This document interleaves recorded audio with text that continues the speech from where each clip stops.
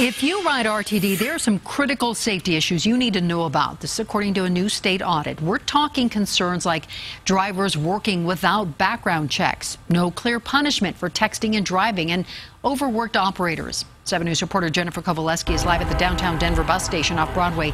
And Jen, this is all about public safety. And this 33-page report found significant gaps in the system.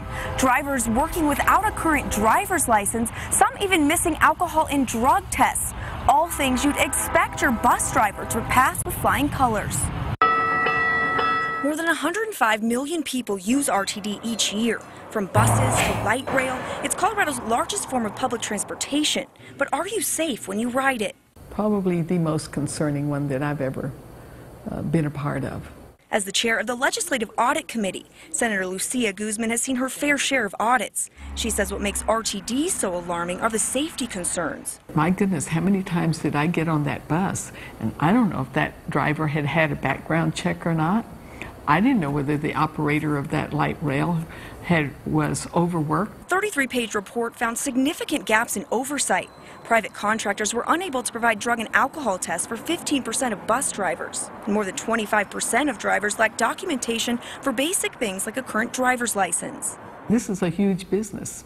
They just need to follow good business practices. The state auditor also uncovered problems with operators using their phones behind the wheel. Writing RTD did not terminate employment in any of the 16 closed cases, and the punishments varied drastically.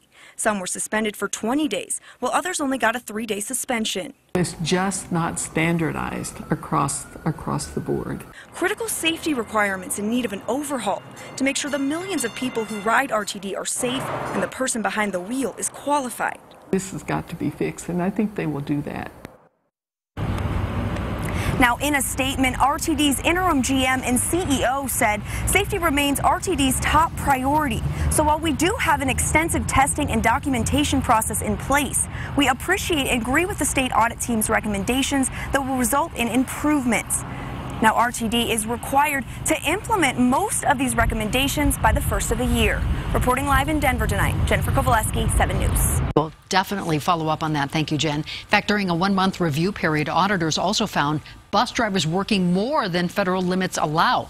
3% of contracted drivers also exceeded the limit of 70 hours on duty. That was just during an 8-day period.